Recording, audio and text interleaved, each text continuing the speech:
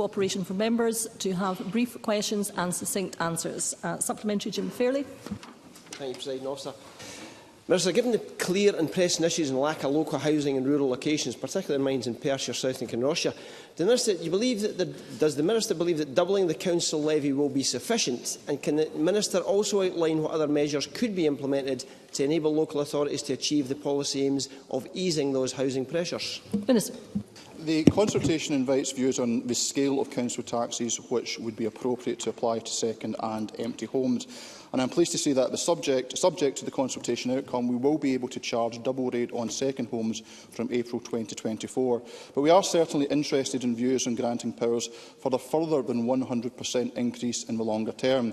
This is one of a strand of a raft of measures that we are taking forward to ease housing pressures in rural areas, more of which will be announced in the First Minister's forthcoming statement. Supplementary, Willie Rennie.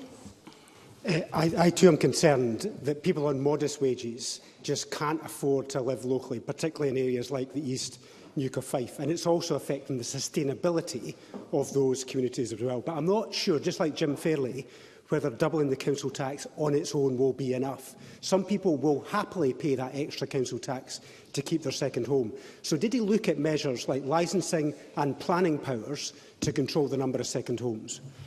Minister.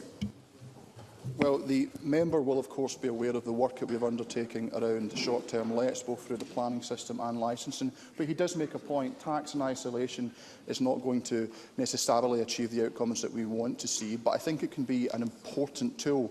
And what I would say as well is that what we're looking at through this consultation is primarily the issue around council tax for empty homes and for second homes, and in the short term, i.e. from next financial year, being able to double the existing council tax levy. But we're looking to go what would be a reasonable amount to go beyond that. That would require change via primary legislation. But we're also looking around the thresholds. Minister, could I ask you to direct your comments to the microphone? We're also looking at the thresholds around non-domestic rates, which apply to short-term lets as well. So there's a number of areas being covered within the consultation, and as I say, I'd be more than happy to engage with any member on the detail of that. And supplementary, Ross Greer. Doubling the council tax on second and holiday homes is great and welcome progress, but I'm really glad the Scottish Government is interested in going further than that. Can the Minister confirm whether the legislation that would be required to go further will come in the form of a new bill, or if it will be part of upcoming legislation that's already planned, such as the local democracy or housing bills? And regardless of which method it takes, in which financial year the Government expects local authorities to have that power to go further than 200%? Minister. Subject to the responses from the consultation, we will take immediate action to the extent possible in secondary legislation to deliver changes in time for the 2024-25 financial year, which will allow for a premium of up to 100% to be charged. Changes to allow councils to charge an excess of 100% premium in council tax on second homes and long-term empty properties would, as I mentioned earlier, require primary legislation. So the outcome of that would be determined upon the parliamentary process. Subject to the various responses that we receive from the consultation, we will assess the different routes to introduce changes, including any planned legislative vehicles such as the local democracy bill. I'd be happy to update Parliament and the member in due course. Thank you, Minister. That concludes topical questions, and we will now move on to the next item of business. And the next item of business is a statement by Humza Yousaf on our priorities for Scotland. The First Minister will take questions at the end of his statement, and so there should be no interventions or interruptions. I call on Humza Yousaf, First Minister, up to 20 minutes, please. Thank you, Presiding Officer. Just a few weeks ago, I couldn't have imagined that I'd be standing here as First Minister, setting out the policy priorities and indeed the defining missions of the government that I lead. Being First Minister is, of course, not without its challenges, it's fair to say, but notwithstanding that, it is, of course, the honour of my life. And in my very first speech to this chamber after the result was announced, I made it clear that the people of Scotland's priorities will, of course, be my priorities too. And I've been clear from the outset that I intend on governing in the interests of the whole of Scotland. And I hope that today's policy prospectus that has been published is a demonstration of that. In setting out our course for the next 3 years, we are acknowledging, as we must, that Scotland faces genuinely difficult challenges. Our economy and our public services are still recovering from a global pandemic. We're in the midst of a cost crisis, made worse, of course, by the UK Government's economic mismanagement, which is harming people and hurting businesses right across the country. And we need to play our part in addressing the global crisis of climate change and indeed nature loss. And we are also, and this is worth stressing, facing the most difficult public spending environment that this devolved Parliament has clearly ever seen. The inflationary shocks created by a hard Brexit, a global pandemic, the war in Ukraine, disastrous decisions taken as part of the UK Government's mini-budget, they've all placed great pressure on the public finances. Our ability to deal with that pressure is being constrained by UK Government spending decisions and, of course, a lack of borrowing powers. In fact, the cost to Scotland of Westminster control, the cost of not being independent, has never been clearer. UK living standards have stagnated for 15 years. Indeed, the fall in living standards this year and the next is expected to be the largest on record. According to the IMF, the UK is to be amongst the worst performing of any major economy this year. And the disastrous impact of Brexit, supported, of course, by both the Tories and Labour, is biting hard. And as a result, we have to make really tough decisions about our priorities. And I will be unapologetic about making those difficult decisions to ensure we free up money, we free up resource to target to those who are in the greatest need. And where we can, we'll go even further within the constraints of devolution. Where we can go further, I absolutely will. But for all the significant challenges we face, and they are significant, we also know that we can build on the important successes. Scotland currently outperforms the UK on unemployment rate, with the unemployment rate for men over 16 at the lowest on record. NHS waiting times, our court backlogs improving following the pandemic. And despite the public spending climate, we have expanded free childcare provision and introduced the game-changing Scottish Child Payment. And of course, Scotland continues to have a highly skilled workforce, world-class universities and colleges, and huge potential in some of the key economic sectors of the future. The Scottish Government is today publishing their policy prospectus, New Leadership, A Fresh Start for Scotland, which will set out how this government, the government I lead, will address our challenges, build on the successes of the past, but also capitalise on our strengths. It sets out the key aims, the key deliverables we intend to achieve in each Cabinet Secretary's portfolio, working constructively, of course, with our Green Party colleagues. Throughout the next 3 years, we will report routinely, regularly and transparently on our performance against these aims and against these outcomes. The report also emphasises that this government's work will be defined by 3 distinct and interdependent missions. Those missions, centred on the principles of equality, opportunity and community, require us to tackle poverty, to build a fair, green and indeed a growing economy, and to improve our public services. They will be central to our efforts over the next 3 years to improve the lives of the people of Scotland. The first mission, based on equality, is that we will continue to tackle poverty in all of its forms, and that we will substantially reduce child poverty in particular.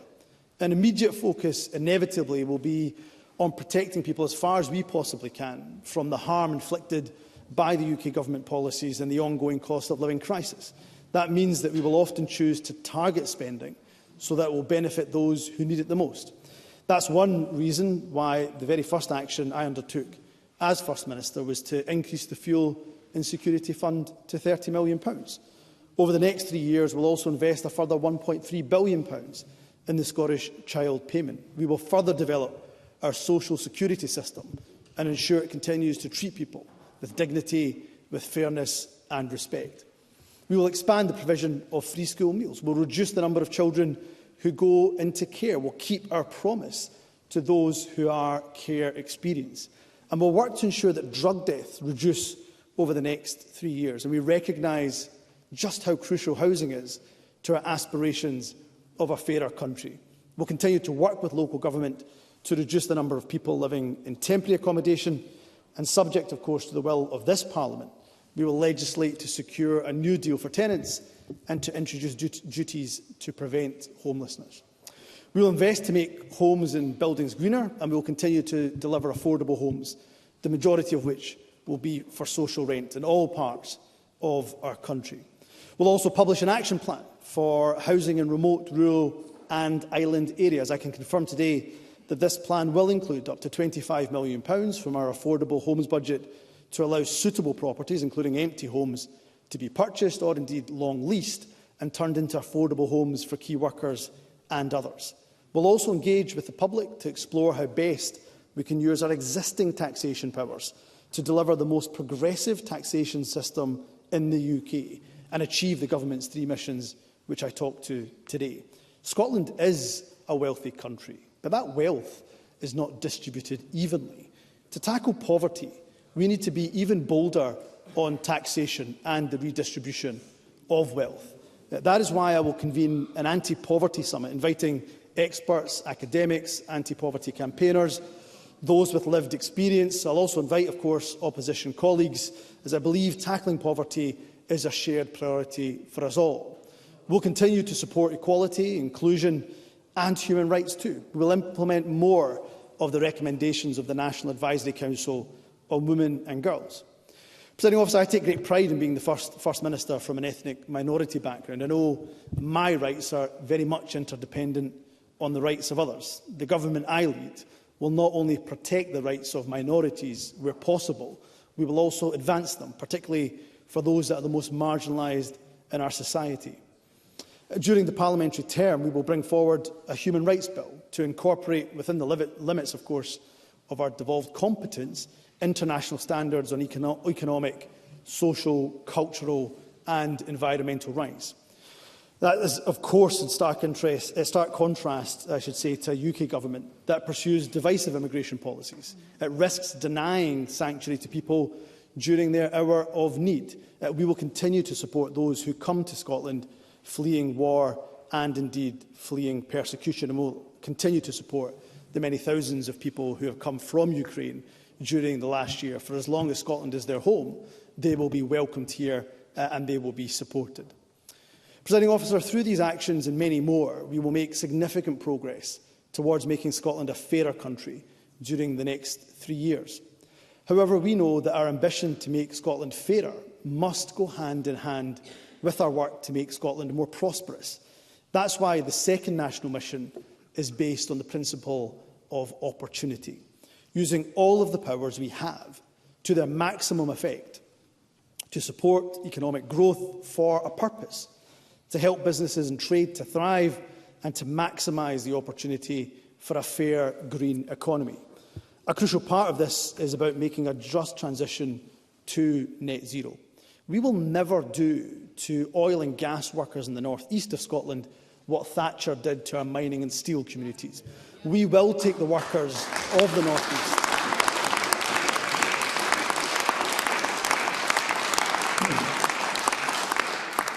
We will take the workers of the North East and indeed the whole of Scotland with us on our just transition journey.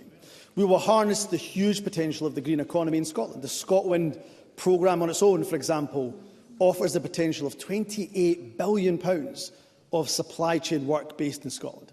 Our renewable energy resources will also help us to develop a new hydrogen sector, which is why a focus for the next 3 years is to lay the foundations for a hydrogen supply chain in Scotland. Excuse me. We will also continue to support innovation and entrepreneurship. Through policies such as our investment in new tech scaler hubs, we hope to make Scotland one of the leading nations in Europe for business start-ups. We will also develop centres of excellence for sectors such as green technologies, health and life sciences, digital industry and advanced manufacturing. And as we do this, we will seek to support economic growth and ensure that wealth is far more evenly distributed.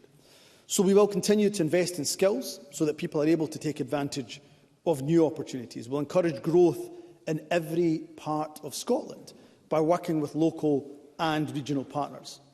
In setting out our plans for the economy, I also want to make a broader point about the government's relationship with our business community. Presiding Officer, I'm the proud son of a business owner. In fact, just this month, my dad's business turned 40 years old, and despite our family efforts to the contrary, Mr Yousaf Senior has no plans to retire just yet. But businesses, and small businesses in particular, are the backbone of our economy, and government support for business is essential for the delivery of a well-being economy. We need businesses to grow, to create those good, well-paying jobs that will enable us to reinvest in initiatives to eradicate poverty. We also rely on businesses and, of course, their workers to pay taxes that our public services rely on. That's why there has never been a conflict, to my mind, between supporting our economy to grow in line with our net zero ambitions and introducing policies such as progressive taxation, which enables us to reduce poverty.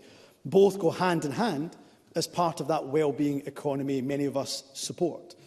We also need some government regulation of business. The business community itself recognises that an unrestricted market is incompatible with the well-being of our people, our communities and, of course, our environment. But the balance here needs to be right.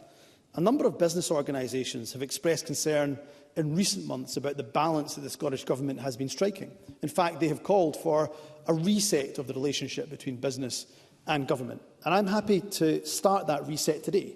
And I want to do so by confirming 3 specific steps. The first relates to the deposit return scheme. I remain committed to this scheme as a way to increase recycling, to reduce litter on our streets and our beaches, and help achieve our net zero ambitions. But we recognise the uncertainty that continues to be created as a result, of course, of the UK Government delaying the decision to exclude the scheme from the Internal Market Act. Of course, we had hoped for a decision on that this week, but it has not come.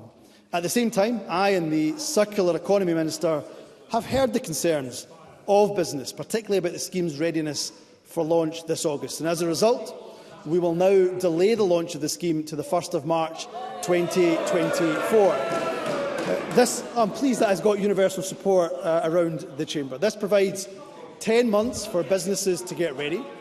We'll use that additional time, of course, to work with business and Circularity Scotland to address the concerns with the schemes. Excuse me, First Minister, I had given a bit of latitude, but it is getting quite noisy. That's okay, Presiding Officer. They are really excited about the policy perspective that I'm bringing forward to this chamber today. It's not a problem.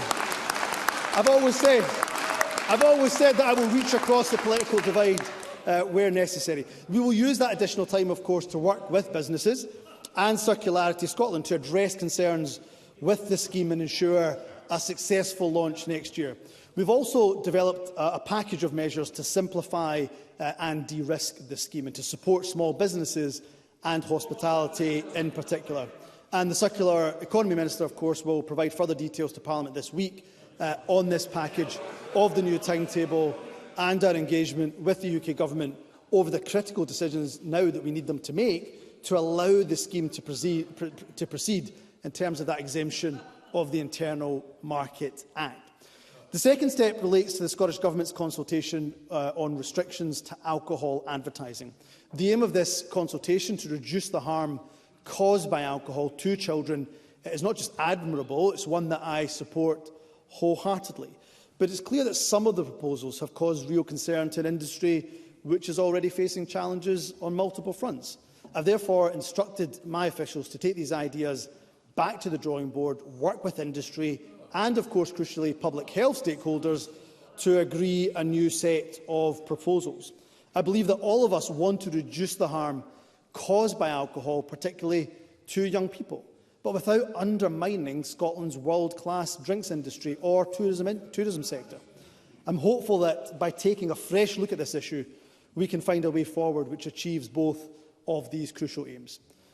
Finally, I have written to key business representative groups and asked them to engage in urgent discussions with the Scottish Government to agree a new deal for Scottish businesses.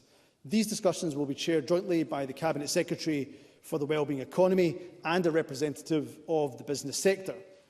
The discussions will explore, amongst other things, how government can better support our businesses and communities using the policy levers we do have, including non-domestic rates. I've asked the co-chairs to report back to me with initial thoughts this summer.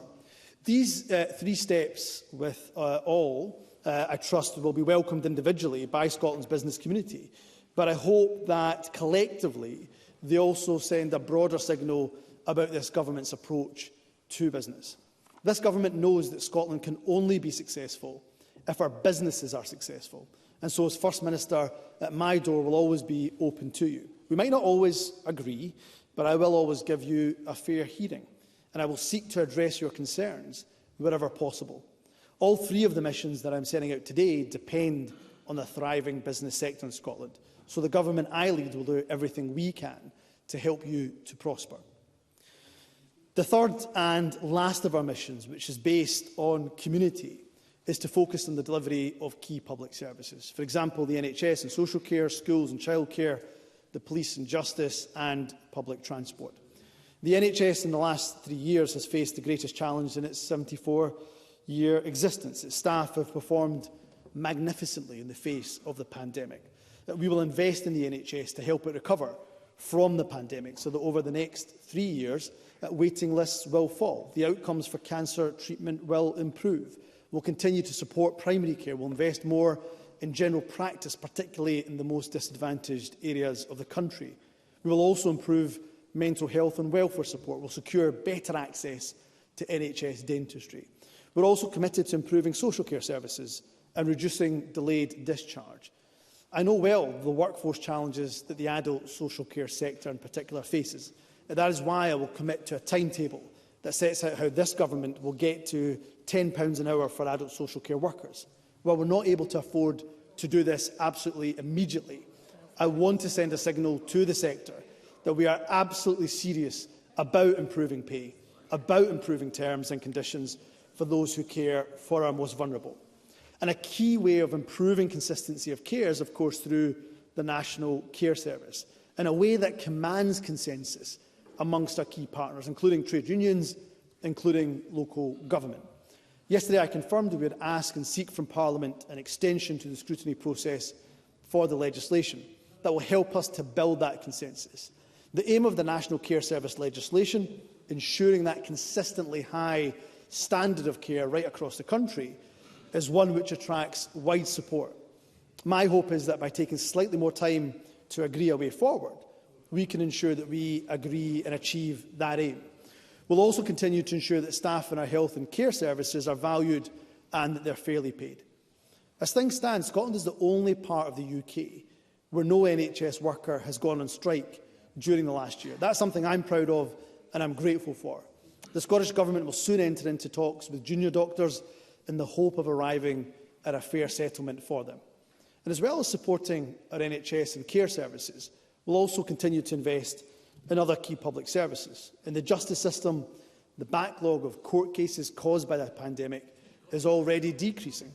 It will continue to fall during the next 3 years. We'll continue to implement important improvements in our justice system, such as better handling of cases involving sexual offences.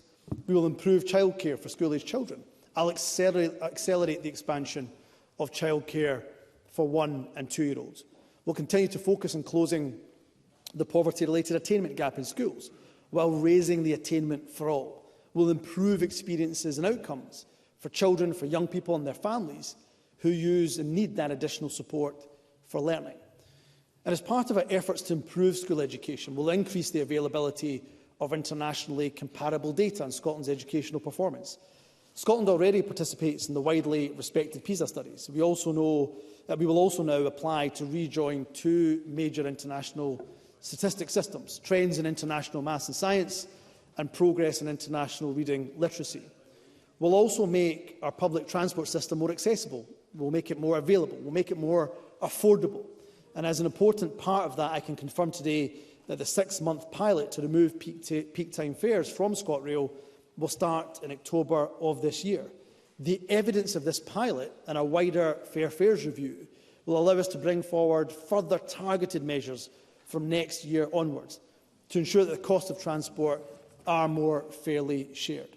And as part of that commitment to active travel, we'll also ensure our investment to deliver more places where people can walk, where they can wheel and cycle safely for day-to-day journeys increases. We'll double the charge point network for electric vehicles to at least 6,000 and increase the number of zero-emission buses on Scotland's roads. We'll deliver 6 new major vessels to serve Scotland's ferry network.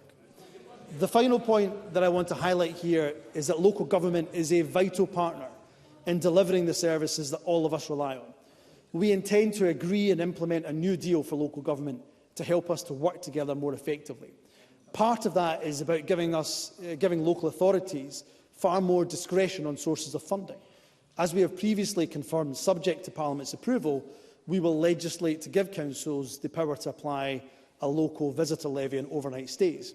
And as we launched a consultation yesterday on measures which will give local authorities additional powers to increase the rate of council tax in second and empty properties. The consultation also seeks views on altering the threshold for self-catering accommodation to qualify for non-domestic rates. The consultation has come about as a result of effective joint working between the Scottish Government and local government, and I hope it demonstrates to local authorities that we see them as an essential partner in helping to achieve our ambitions for Scotland in years to come. In conclusion, Presiding Officer, when I was elected as party leader, I promised that I would never pretend that government is easy. It is not. I would not offer empty promises in the face of really difficult challenges. The document we're publishing today sets out our determination to honour that commitment. It is built on the idea of working in partnership with business, with trade unions, with local government, with our third sector, and of course our Green colleagues in government. It recognises the financial constraints we operate under. It's realistic about the social, the economic, the environmental challenges we face. But that realism is also balanced by optimism about our ability to meet those challenges. Scotland is a land of opportunity. I'm very proud of that fact. I'm proud to be a product of that. My grandparents came to this country in the 1960s, barely speaking English, little money in their pockets, despite the challenges they faced, and at times hostility they faced due to their background. They overcame those barriers and provided a life for their children and for their grandchildren that I will forever be grateful for. It's my responsibility as First Minister to ensure every family in Scotland has that equality of opportunity, regardless of their background or where they live in Scotland. I'm optimistic we can achieve that equality of opportunity, and the three missions that I have set out today will determine the priorities of the government that I lead for the rest of this parliamentary session and help us to achieve that. Together, we will be focused on the delivery. We will ensure that we have an affordable, ambitious measures in place which protect our environment, which protect business prosperity, they improve people's well-being, and they reduce poverty. They will ensure the actions we take over the next 3 years stand Scotland in good stead for the next decade to come, and they will use our present, very significant strengths to deliver a fresh start for Scotland.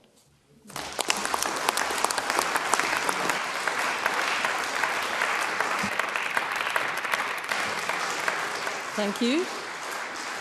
The First Minister will now take questions on the issues raised in his statement. I intend to allow around 40 minutes for questions, after which time we will move on to the next item of business, and it would be helpful if those members who would wish to ask a question were to press the Request to Speak button, and I call on Megan Gallagher. Presiding Officer, the First Minister makes this statement today as scandal continues to engulf his party. The SNP is in total meltdown. Its former Chief Executive and now its current Treasurer have been arrested amid a police investigation into the party's finances. And leaked footage has shown Nicola Sturgeon trying to shut down scrutiny mere months before the investigation began. Yet Humza Yousaf is so indebted to his former mentors that he will not do the right thing and suspend them while the investigation is ongoing. It is past time that Humza Yousaf tackled this scandal head-on and proved to the Scottish public that he is his own man, instead of defending and deflecting from his predecessor's tarnished legacy. Turning to the substance of Humza Yousaf's statement, we welcome the decision to U-turn on 13 years of SNP education policy and rejoin the international school league tables. We hope that this is just the beginning of a wholesale re-evaluation of how this government has devalued Scottish education over its time in office. Yet, as a whole, Humza Yousaf's proposals does nothing to dispel the notion that he is a continuity First Minister leading a continuity government. Tinkering around with Nicola Sturgeon's failing policy agenda and continuing to be led by the extremist Greens instead of delivering the fresh leadership Scotland needs right now. And it will dismay the majority of the Scottish public that campaigning for independence is the top priority for Humza Yousaf.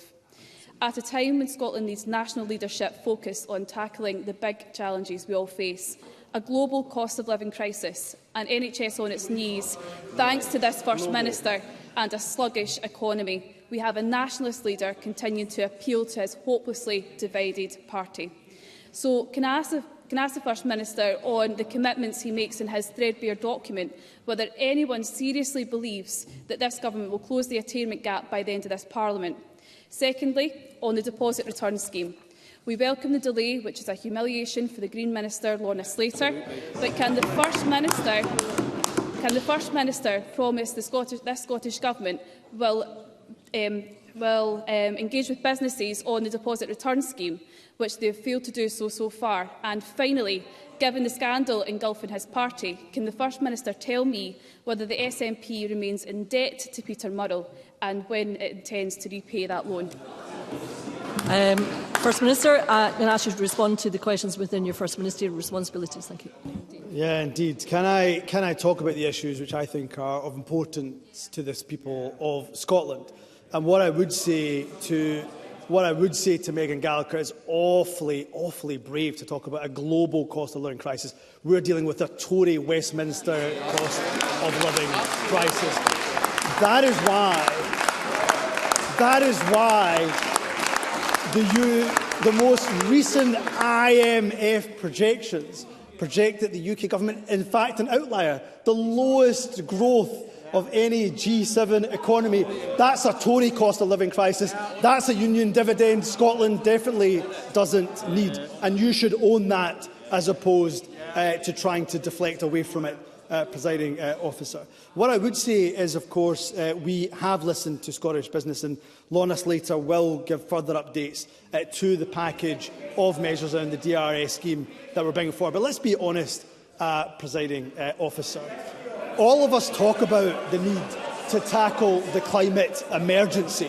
First Minister, excuse me a second. We need to hear the First Minister respond to the questions that Ms Gallagher raised. First Minister. We are the ones who not only talk the talk, we are prepared to walk the walk. And when it comes to the Conservatives, every time we bring forward a measure on the climate emergency, they are the first ones to oppose it, time and time again. So they're not serious, Presiding Officer. They are not serious at all about tackling the climate emergency. So we'll continue to talk and, of course, engage with not just business, but with the Scottish public about the priorities that they have. And may I say to Megan Gallagher, it is brave, some may use another word for it, when it comes to talking about propriety. Your Prime Minister, your Deputy Prime Minister and the former Prime Minister are all under investigation by the Standards Commission. So yes, while we face challenges, while we absolutely face challenges, I'd rather be standing here with the opportunity to deliver for the people of Scotland rather than languishing in the opposition like Megan Gallagher and the Scottish Tories.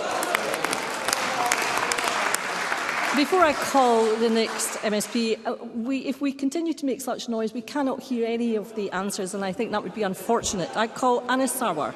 Thank you, Presiding Officer. Some of the announcements in the First Minister's statement today are welcome. Some of it is undoubtedly well-intentioned, but much of it is rehashed promises from the past that have never been delivered. But what Humza Yousaf can't escape from is that he is not now running a functioning government. This is an SNP that is mired in scandal, mired in division, talking to themselves about themselves, and the crisis that now engulfs the SNP is not just an indication of how they govern their party, but also how they govern our country. A 16-year culture of command and control, of financial mismanagement and a lack of transparency, meaning secrecy and cover-ups, often with devastating consequences. And no amount of spin or the pretence of a reset or a fresh start is going to hide what is now becoming clearer to the public every single day. Our country is now crying out for leadership, for hope, for new ideas and a new vision to confront the twin crises our nation faces. A cost of living crisis, with families struggling to pay the bills, and an NHS crisis, with patients struggling to access life-saving treatment. Continuity won't cut it. Incompetence has consequences, and frankly, Scotland deserves better. But it doesn't need to be like this. This isn't as good as it gets. Change is possible. We can have a government that tackles the cost of living crisis and brings down bills. We can have a government that grows the economy and invests in the opportunities of the future. We can have a government that can restore and renew our NHS, and we can have a government that puts the people's priorities first. But after just 3 weeks in office, isn't it already clear that it can't be this First Minister or this SNP government? First Minister. Goodness, not a single idea, not a single proposal, not a single bit of understanding of the policy prospectus, completely vacuous from the master of the soundbite. No substance at all style and no substance whatsoever from Anas Sarwar, because he is vacuous, completely devoid of any policy proposals of his own whatsoever. And he says the Scottish Government in the last 16 years hasn't achieved anything. What we've achieved is the game-changing Scottish Child Payment, which has helped 385,000 children under the age of 16 who are now eligible. We've established new public services, including, of course, social security. Scotland, based on fairness, dignity and respect, is delivering 13 benefits, 7 of them only available here in Scotland. We've delivered the baby box. We've abolished tuition fees. Of course, the backdoor tuition fees were something that were brought in by the Scottish Labour Party. We've abolished prescription charges. We've made sure that care is free for all when it comes to free personal and nursing care. We have now free bus travel for over 2 million people, for those who are under 22, for people with disabilities, with those over the age of 60. We've built 118,000 affordable homes. We've funded childcare. We have the most generous offer of childcare here in Scotland compared to anywhere else in the UK. And of course, the difference between Anas Sarwar and I is that when it comes to a Tory cost of living crisis, he wants to keep the powers in the hands of the Conservatives. I want to ensure this Parliament has all the financial and economic levers to tackle that cost of living crisis. And he says, Anas Sarwar says, the people of Scotland are crying out for change. What we don't need is a replacement of one Tory government with a pale imitation of a Tory government with Keir Starmer. Even Anas Sarwar must be embarrassed. I know certainly Richard Leonard will be. I know Anas Sarwar must be embarrassed by Keir Starmer appealing to the right with his anti-refugee, anti-immigration rhetoric, his inability to stand up for the most marginalised. And we know that it's only with the powers of independence will we get rid of Tory governments in Scotland for good. I call Ruth Maguire to be followed by Liz Smith. Ms Maguire. Thank you, Presiding Officer. During Modern Apprenticeship Week, colleagues from across the Chamber will have heard directly from apprentices about the high-quality learning and work experience they receive. I know the First Minister will appreciate that apprenticeships also support economic renewal locally and nationally. Can I ask when Skills Development Scotland will issue contracts for 2023-2024 new starts and enable local training providers to clear the backlog of folk waiting and new start learners to begin their journeys to quality jobs on these excellent workplace learning programmes? First Minister. Can I thank Ruth Maguire for this question? Can I also pay credit to her? She has raised this issue, I know, on a number of occasions. Modern apprentices are, of course, a vital resource for employers to invest in their workforce. And I think all of us have seen that in our own home constituencies. Investing in skills across people's lifetimes is critical to our future productivity and delivering a fair, green and growing economy. My priority is for high-quality apprenticeships that provide sustainable jobs and careers, supporting our transition to net zero. I can say that SDS have already issued contracts for the 39,000 modern apprentices currently in training, and expect SDS to finalise contracts for new modern apprentices starts in the next few days. I call Liz Smith to be followed by Claire Adamson. Ms Smith. Can I ask the First Minister what detailed analysis has been undertaken by this new government when it comes to looking at the question of progressively increasing tax rates on middle and higher earners, a policy that's been proven in the past to actually reduce economic activity and weaken the tax state? What analysis has he undertaken to ensure that that is not going to happen in his Scottish Government, and that will have very important implications for how we address the deficit that is being projected by the Scottish Fiscal Commission? First Minister. I can say, of course, that detailed analysis is undertaken whenever we make tax changes. And I completely understand the point that Liz Smith is raising around, for example, tax divergence. That is an important factor in that analysis. But I am unapologetic in saying that I believe that those who earn the most, like Liz Smith and I and members of this Parliament, we should pay more. We earn more, and therefore we should pay more. I can hear Sue Webber disagreeing with that, but I think, of course, Sue Webber was the MSP that privately said that NHS workers should take a 20% pay cut, of course, in a scheme that she described as salary sacrifice. So I'm not sure I'm going to take financial advice from Sue Webber.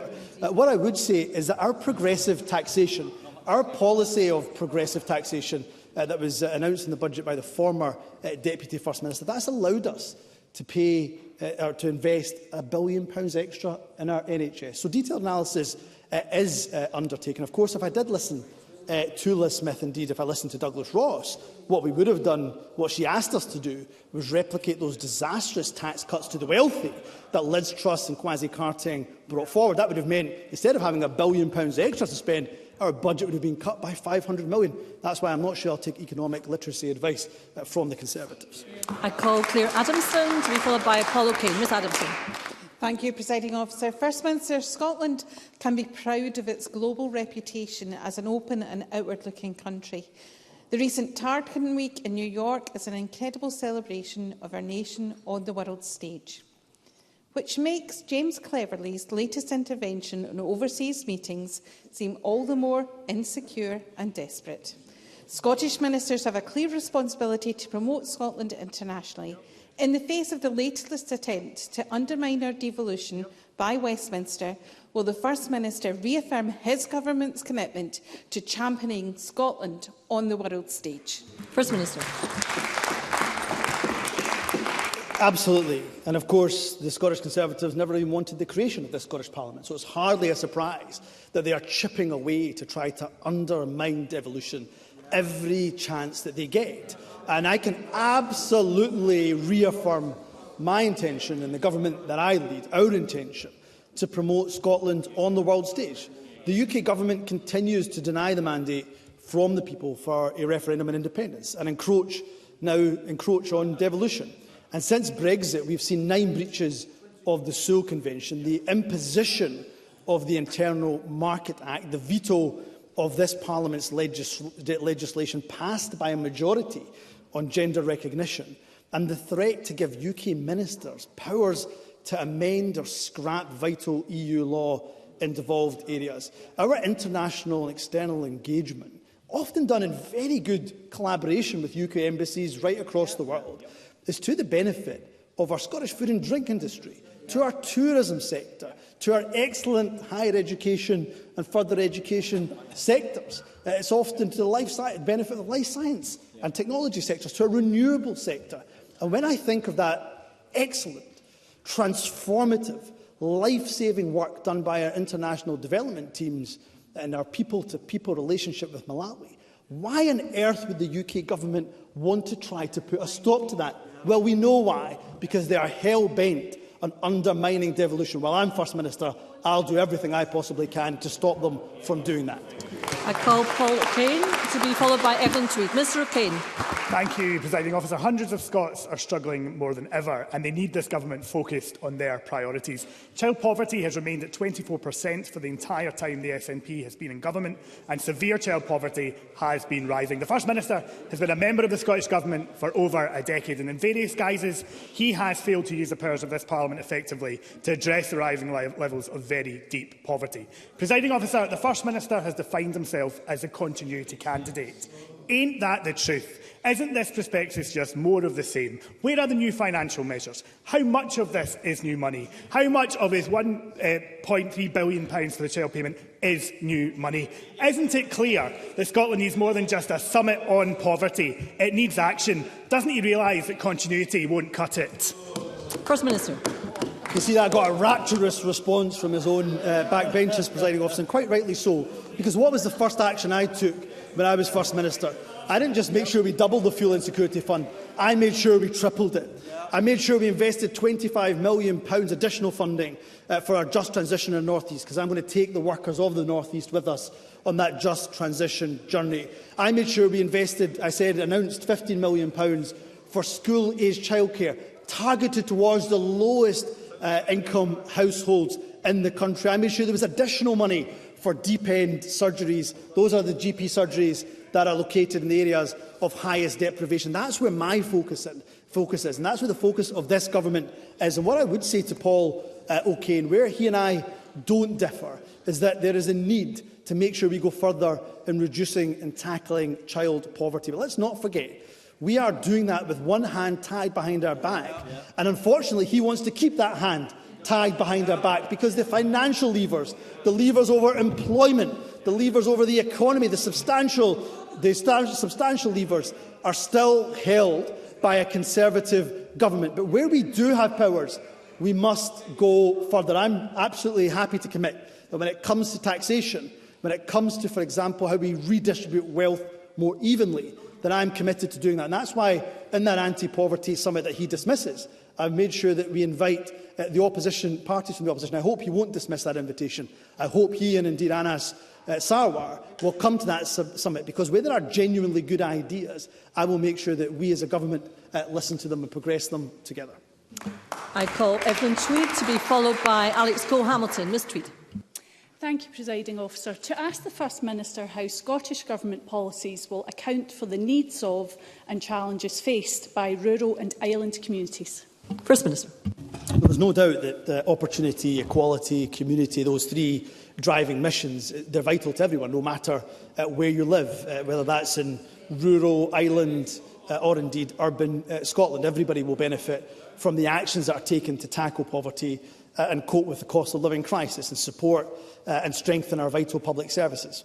We will ensure we take a tailored approach, taking full account of regional circumstances, working closely with our partners in rural and island areas. For example, I'm focused on housing in rural areas. Through that announcement I've already made, the £25 million fund for affordable homes for those who need it, including key workers. We're consulting on giving councils powers on council tax, to raise council tax on second and long-term empty properties. That will help many parts of Scotland, but we know particularly rural and island communities. And we'll also publish a rural delivery plan setting out actions that this government is taking to support our rural and island communities.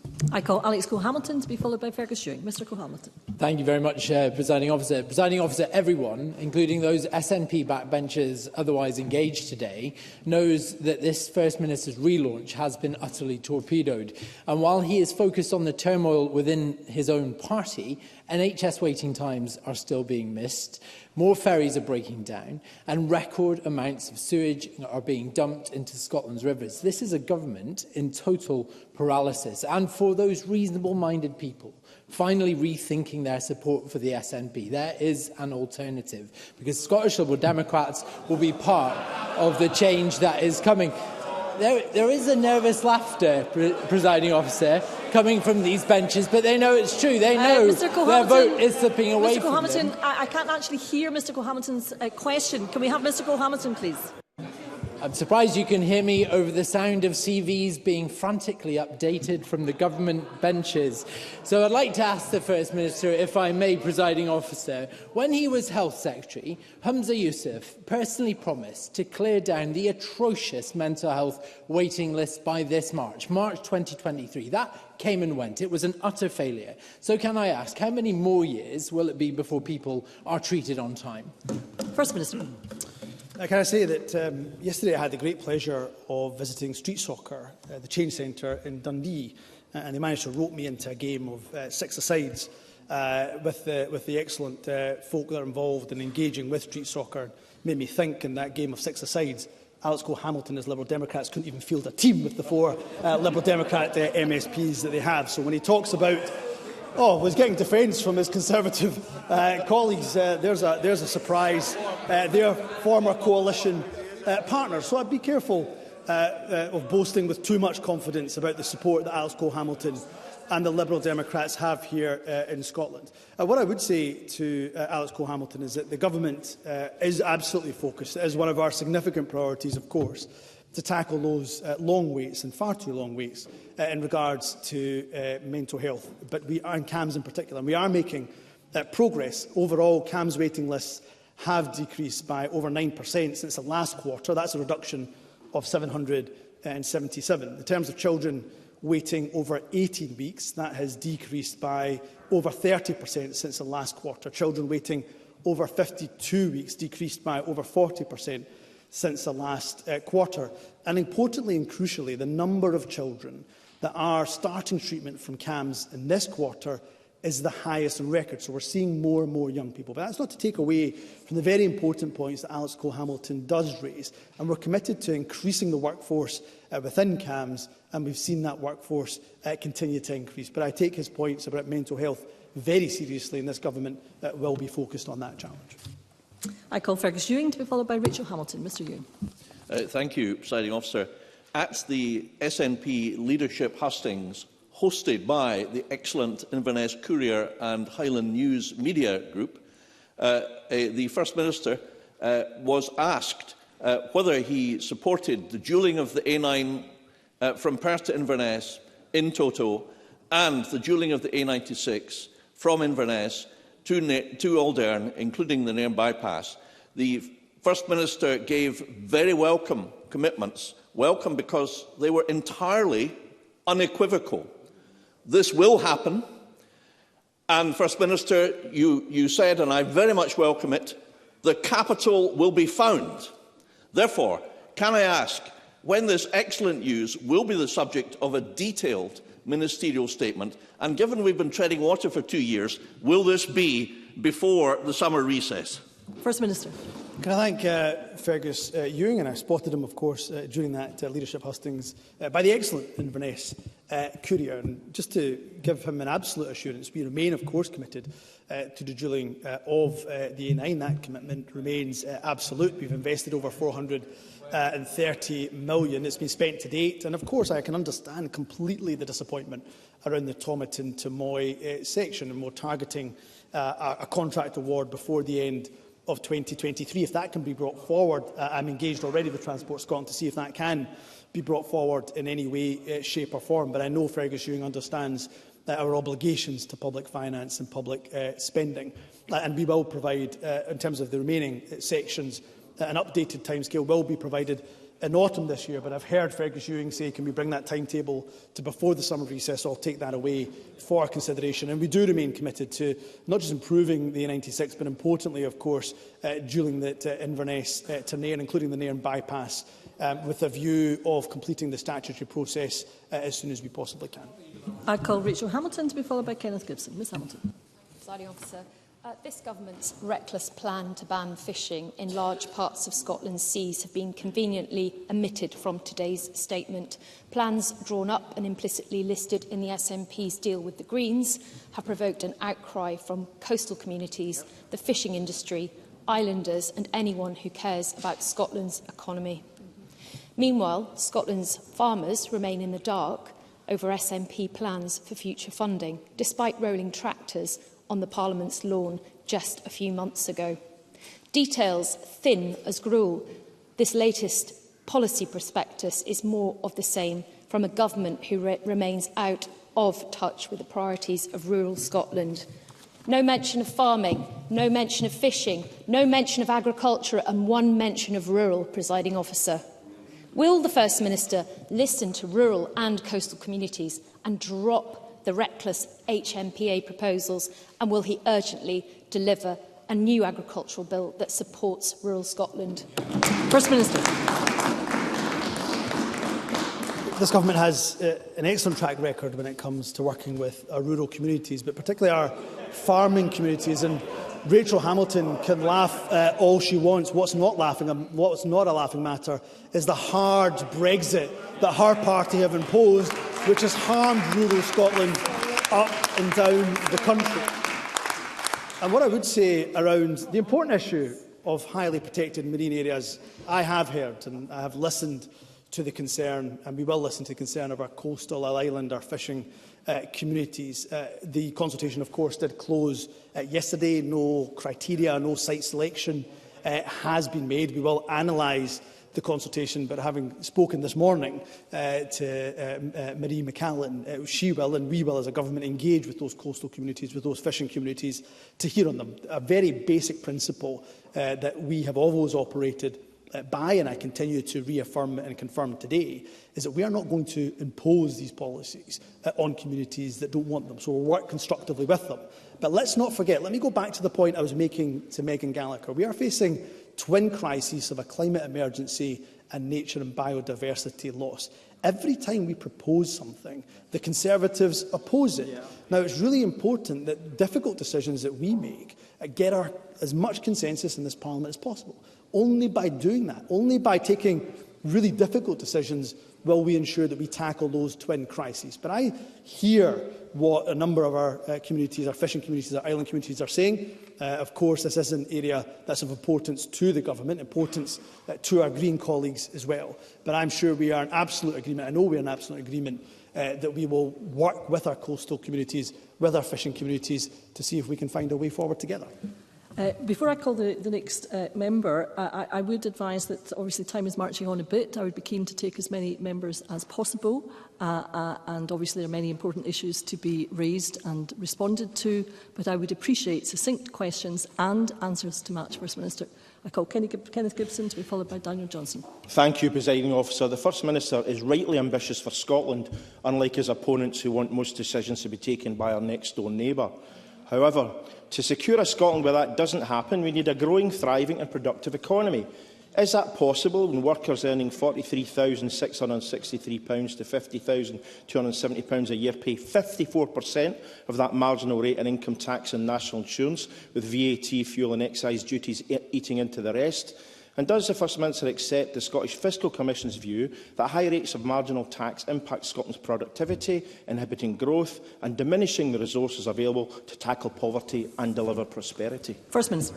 Well, Kenny Gibson, of course, raises an exceptionally important point, and I know why the groaning was coming from the Conservatives, because they, of course, unfortunately, are the ones who are in charge of the economic and majority of the economic and financial levers. The disappointment doesn't come from the Conservatives, because I expect them to moan and groan about any time somebody who is wealthy has to pay more. My concern is more with the Labour Party, who want to keep those financial levers and those fiscal levers in the hands of the Conservatives, something I can't understand. So, yes, we will continue to work with business where we can. We will continue, and I will continue to ensure not only do we bring forward progressive taxation, but where possible ensure that we can distribute and redistribute the wealth that Scotland has more evenly. And going back to the point I was raising to Liz Smith, of course we will always ensure that there's robust analysis behind any of the spend and indeed tax decisions that we make. But my goodness, it would be so much more of an easier task if we had those full powers of independence, so we had the levers in our hands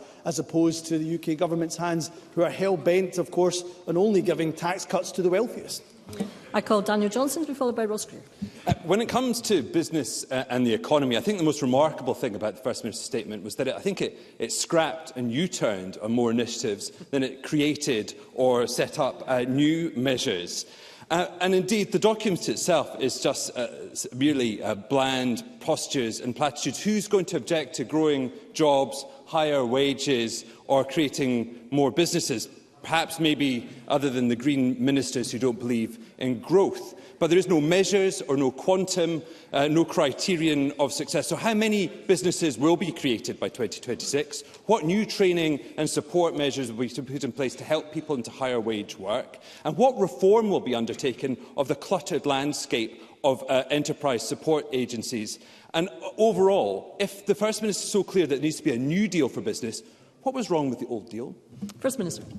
Look, this is about a new leadership and an ability for a fresh start. And that's building upon the successes that the government has had. I mean, just think of the many businesses, the thousands, the tens of thousands, in fact, I think even more than that, that would not have survived the global pandemic if it wasn't for the measures that we had brought in place before the pandemic in terms of the small business bonus scheme. So we have worked incredibly hard with business over the years, but I also listen to business when they want a reset of that relationship. And that's why, yes, we'll take longer, for example, on the launch of the DRS scheme. That is listening to business. I'm certain if I had said that we would go live in August, I would have been castigated for that by the opposition. So there is, I'm afraid, no way that I'm going to be able to appease Daniel Johnson, despite, I suspect, my very best efforts.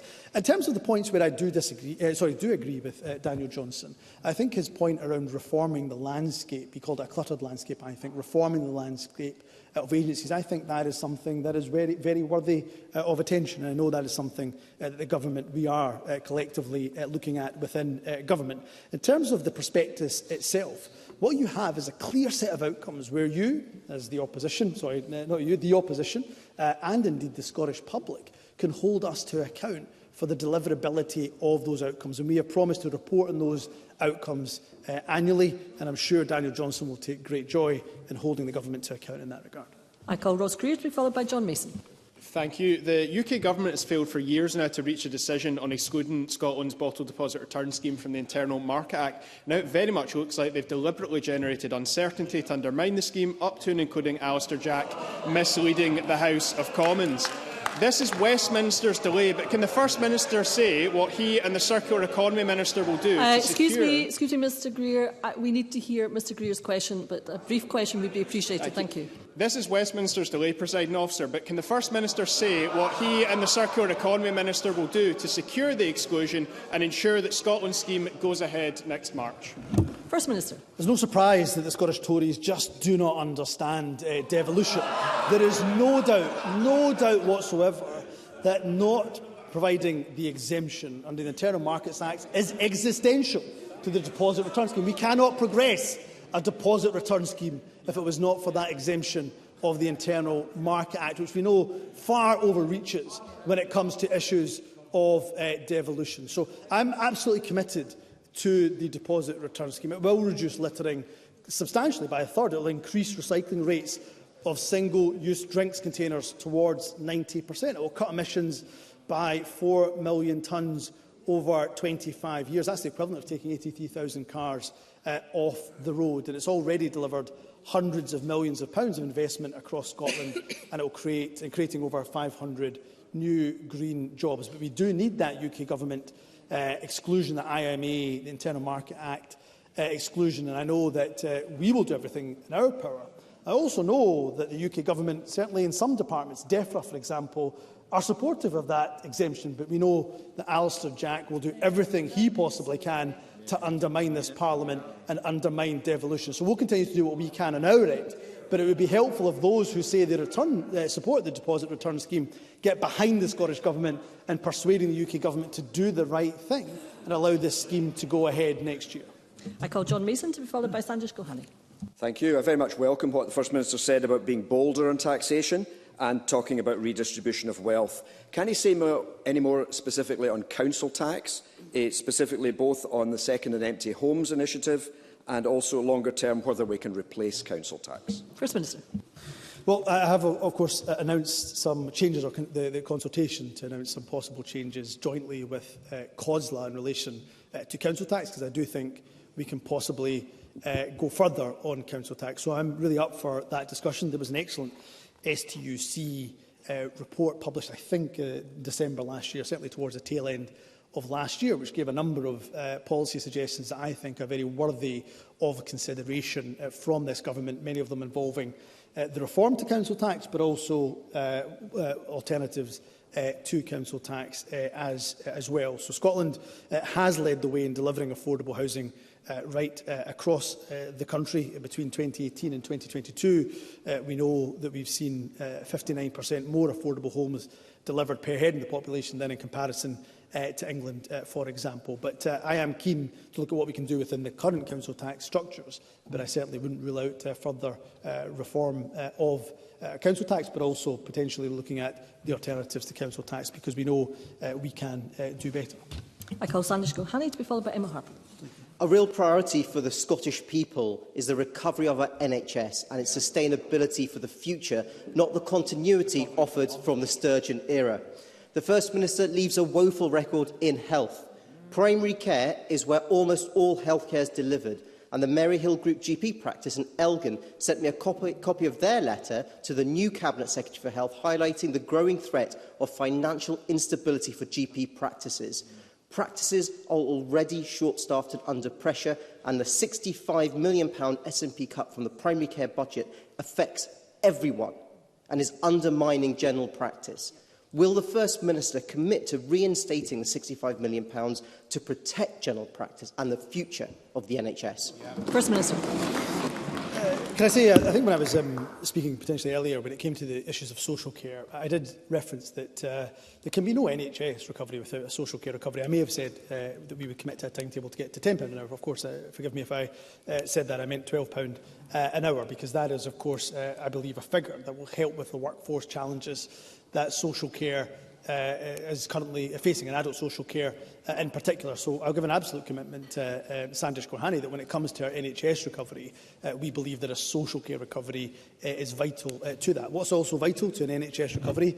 Well, what's vital to it is, of course, not having NHS staff feeling they have no choice but to go on strike, as they have done time and time again. And, of course, Conservative-led England. They've done that, of course, because the Conservatives don't value our NHS staff in the way that the Scottish Government does value our NHS staff, and that's why they remain the best paid in it compared to anywhere else in the UK. So we'll ensure that we engage meaningfully, as the Cabinet Secretary for Health and Social Care is doing with junior doctors just later this week as well. Try to get to a point where we can hopefully prevent industrial action, and of course we'll continue to invest in primary care. It's fair to say, of course, we have a record number of GPs in Scotland, more per head than in the rest of the UK. We have 95 GPs here for every 100,000 people in Scotland, compared to 79 in England. But we're also committed to further increasing the number of GPs in Scotland by 800 by the end of 2027. And to answer his question directly, we are committed to investing an additional £1 billion in our NHS, which is only possible, of course, because we did not listen to the Conservatives' advice of giving tax cuts to the wealthiest, which would have meant £500 million less to spend in the Scottish Government's budget. Before I call the next speaker, I would really have to say that we must have succinct questions and, First Minister, succinct answers. Otherwise, I will have to cut people from asking a question, and I would like to get in as many members as I possibly can. I call Emma Harper to be followed by Pan Duncan Glancy. Ms Harper. Thank you, President Officer. The First Minister will be aware of many challenges we have across Dumfries and Galloway and the Scottish borders, including the need for investment in roads and rail infrastructure so that we can keep young folk and attract businesses to the region. So given this, will the First Minister give a commitment that this Government will pay attention to the needs of Dumfries and Galloway and the Scottish borders, and will he advance STPR2, and will the First Minister show that Dumfries and Galloway and the Scottish borders are not forgotten, because we in the South are crucial to Scotland's future and our economy, our culture. Thank you, Ms Harper. That's not brief. First Minister. Thank you. In the interest of brevity, yes, I will commit to that. Of course, there are important improvements in the A77 and A75 that are part of STPR2. We will, of course, make sure that we make progress with them. The South of Scotland Enterprise £34.5 million budget will also improve business and community resilience. It will help to protect, but also crucially to create jobs as well. And this sits alongside £85 million that we're investing to the Borderlands growth deal as well. So I'll do everything I can to ensure that this government meets the needs of the people of the south of Scotland. Pam Duncan-Glancy, to be followed by Claire Hockey. Thank you, Presiding Officer. This government has had 16 years to get childcare right, but still parents struggle. They find childcare is inflexible, doesn't wrap around their life, and what is available is only there for some kids of certain ages. It drives inequality, holds back opportunity and fails community. That's why I welcome the commitment the Now FM made during his leadership campaign to deliver free childcare for 1- and 2-year-olds. Today's plan talks only of developing that childcare, not delivering it. This new government promised ambition, but we're yet to see it. Presiding Officer, there's a difference between being developed and being delivered. So can I ask the First Minister today, can you promise people who become parents over the next year that their child will have access to free childcare by the time they turn 1? First Minister. I made it very clear during the election contest that Pam Duncan-Glancy refers to that, of course, we would accelerate the expansion of childcare to 1- and 2-year-olds. That continues to be this government's priority, and just as a demonstration of how important childcare is as a priority to me and the government that I lead, one of the first announcements I made, of course, was of that £15 million for school-age childcare for those in the lowest income households. So absolutely committed to that. The point I take in relation to Pam Duncan-Glancy's question is we must work with the sector, because we know there are challenges around what they perceive to be equitable funding or the need for more equitable funding in relation to childcare costs. So I'm happy to engage, and I will be engaging with the sector directly, but I remain committed to the promises that I made during that election contest, which is that we will accelerate the expansion of childcare for 1- and 2-year-olds. Call Claire Hockey, to be followed by Craig Hoy. Thank you, Presiding Officer, and I refer members to my register of interests. The mental health and well-being of children and young people is crucial in achieving the government's ambition to make Scotland the best place in the world to grow up. So can I ask the First Minister what the Scottish Government will do to ensure that children and young people's mental health and well-being is supported? First Minister. Can I thank Claire Hockey for her question? What we will do is focus on ensuring that young people in particular get that timely access to mental health treatment they most definitely need. And I gave some examples of where we're making progress in my response. I think it was to Alex Cole-Hamilton's question. What we'll also continue to do is invest in CAM's support staff. But what I'm also committed to doing, and this government will be committed to doing, is investing in those pre-crisis interventions as well. We know, of course, CAMs and those who work in CAMs do an excellent job, but we also know that if we can invest in earlier intervention, in that pre-crisis intervention, we know how useful, helpful and beneficial that can be to young people in Scotland. So Claire Hockey should be in no doubt, she knows, of course, this area very, very well. She should be in no doubt whatsoever of this government's firm commitment to mental health, to bringing down waiting lists and backlogs, particularly for our young people. I call Craig Hoy, to be followed by Jim Fairley. Thank you, Deputy Presiding Officer. On the 28th of February, Lorna Slater said, and I quote, that no one with any credibility would delay the deposit return scheme. Given that he's just done that, was she right? First Minister. Of course, we know that the UK government's not granting the exemption of the Internal Markets Act is existential to the deposit return scheme. So to answer this question, no, the UK government are not credible, never will be credible, and that's why the Conservatives have been thrashed in every single election here in Scotland for over half a century. And I can squeeze in Mr Fairley if I have a brief question for Mr Fairley and a succinct answer, First Minister. Mr Fairley. Thank you, Presiding Officer. First Minister, yesterday I was at the climate change swap shop in my constituency in Letham, where I was born. It's a place that helps people in desperate need of the most basic things, like furniture, bed linen, clothes, crockery, cups and cutlery. The demand for their service is now so great that the manager asked me to help her find more volunteers. And that's a direct result of the policies of that party there, now being able to help by that party over there. So rather than independence being a distraction, as claimed by those unionist parties, does the First Minister agree with me that now more than ever it's an absolute imperative to make sure that we can govern in this country in a way that makes Tory food banks and climate change swap shops a thing of the past? First Minister. Absolutely agree with what my colleague Jim Fairley has said. As I've said it today, independence is essential. We can't afford to be in this unequal union a day longer, because what has it resulted in?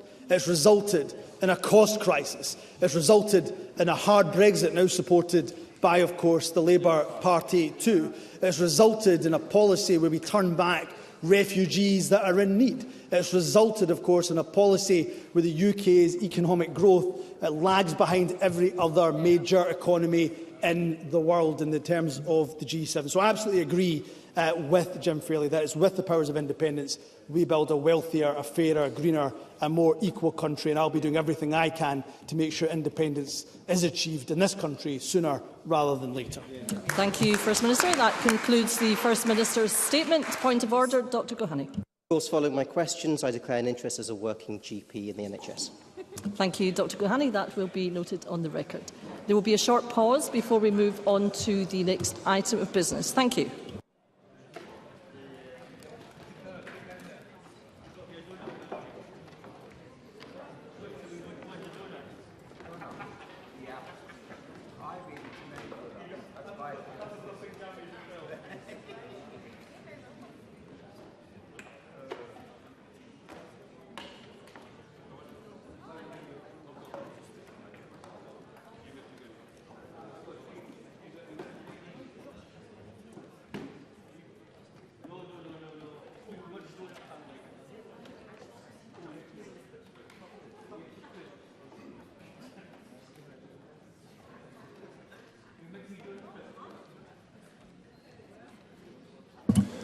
Okay, the next item of business is debate on motion 8589 in the name of Shirley-Ann Somerville on supporting Scotland with cost of living and reducing child poverty. I'd invite members wishing to participate in the debate to press their request to speak buttons now or as soon as possible, and I call on the Cabinet Secretary to speak to and move the motion for around 12 minutes. Please, Cabinet Secretary.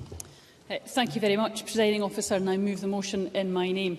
Addressing the cost of living crisis, tackling poverty and working towards our statutory targets to reduce child poverty are central to the priorities of this government, not just for me as the new Cabinet Secretary for Social Justice, but also for the First Minister and all of my Cabinet colleagues. This was, of course, reinforced within the policy prospectus that has been published and just discussed, which confirms that equality, opportunity and community will be the three critical and interdependent missions for this government.